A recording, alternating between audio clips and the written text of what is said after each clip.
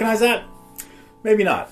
We're going to take a look at a song that I was not familiar with until a few months ago when one of my students came to me and said, hey, I'd like to learn this song, Break a Little, by Kirstin Maldanado. And I thought, okay, let's check it out. So we dialed up a studio recording of it. Since keyboards, little electronic sounds, I thought, are you kidding me? There's nothing in here. And she says, no, wait, there's this acoustic version of her playing it with just a guitar and a keyboard and bass and stuff. And let's check it out. And I said, okay. We looked at it and I said, this is great. It's got some unusual things in it, unusual chords, unusual timing, incredible singing. If you're not familiar with Kirstin, she is from, she came up with the Pentatonix, a band she'd been with since high school, or friends she'd been singing with since high school. And they're huge. Phenomenal voice. And this is just a great tune. Now, I'm not going to play it and sing it for you here, but I'm going to let you hear my student Illeana sing it. So she came by recently and we ran through the tune and it was great. And afterwards I will talk a little bit more about some of the things that we're going to learn in this song. But first, listen to Illeana sing Break a Little.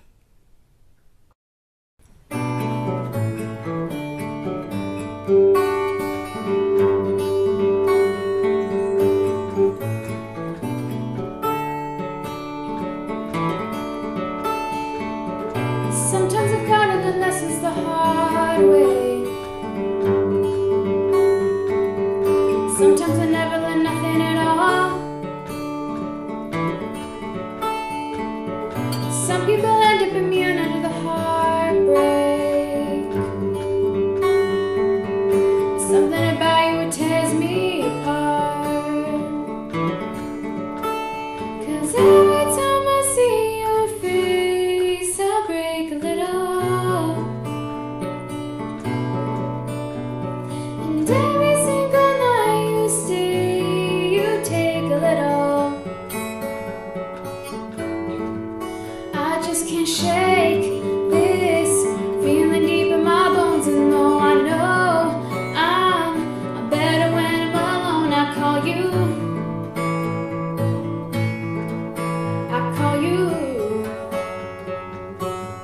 And I break a little, 'cause every time I see your face, I break a little. And every single night you stay, you take a little. I just can't shake this feeling deep in my bones, and though I know I'm better when I'm alone, I call you. I call you. And I break a little. All that we had is laid out on the table. You think that love's just a game you can play? I keep on running back just 'cause I'm able. I'ma get over you one of these days. 'Cause every time I see your face, I break a little. And every single night you stay, you take a little. I just can't shake this feeling deep in my bones, and though I know I'm better when I'm alone, I call you. I call you. And I break a little, 'cause every time I see your face, I break a little. And every single night you stay, you take a little.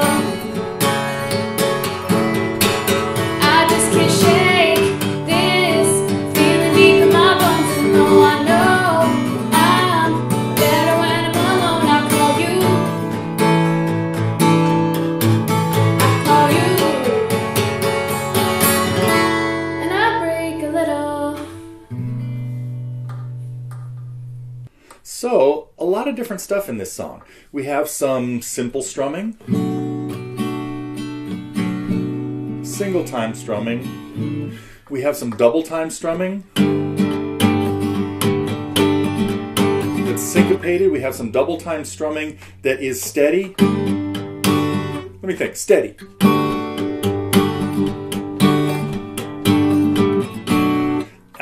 We have some slow arpeggio picking. Let me think, how am I going to do that?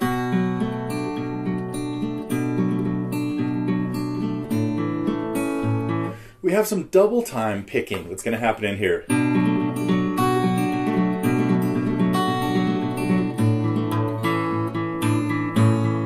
We have some really unusual timing in the very beginning. Now I played this back at the top, but when you first hear this,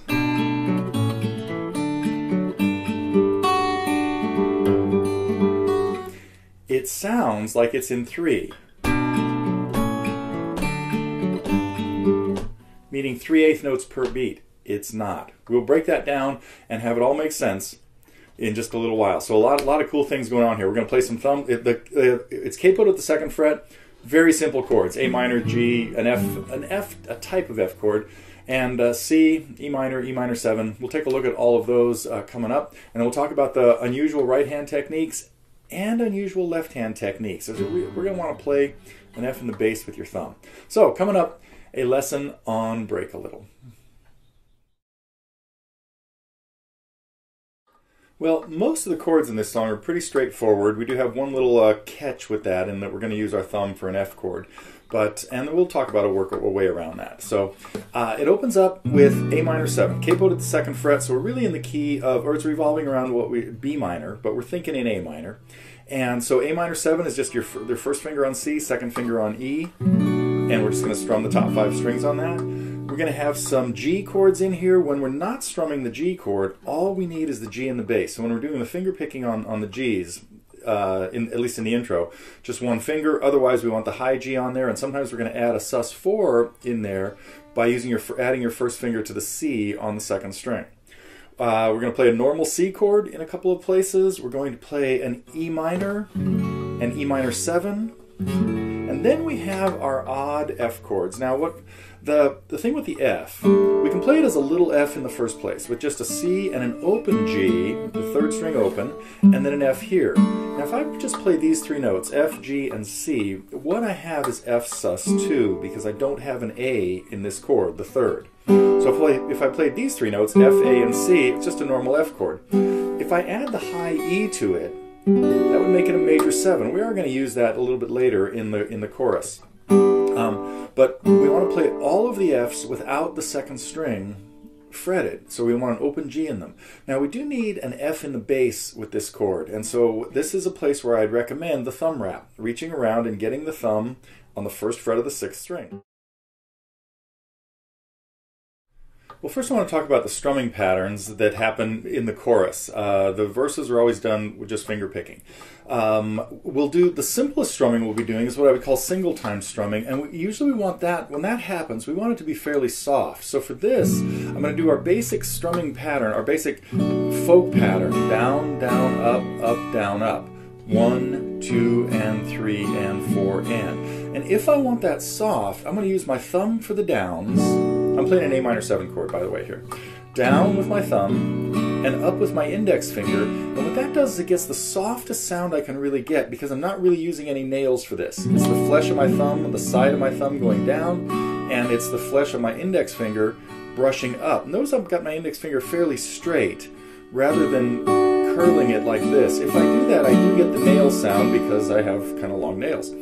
So if I want it to be very soft, it's more of a motion like that. Now, if I want that to be harder, I could do a couple of things, meaning just a little brighter and louder. I could use the invisible pick technique where I put my thumb and my index together, and now I get nail sounds in both directions. So that's what's going on with the strumming. And the picking, in the beginning, we have more arpeggio picking. I'm playing an A minor 7 chord now, and throughout the picking of the verse, for the first parts each time, I'm going to be playing one bass note, and I've got my top 3 fingers up here. My first index finger on the 4th string, middle finger on the 3rd string, ring finger on the 2nd string. There we go. I should slow down. And so for the first half of each of these, we run through arpeggios like that.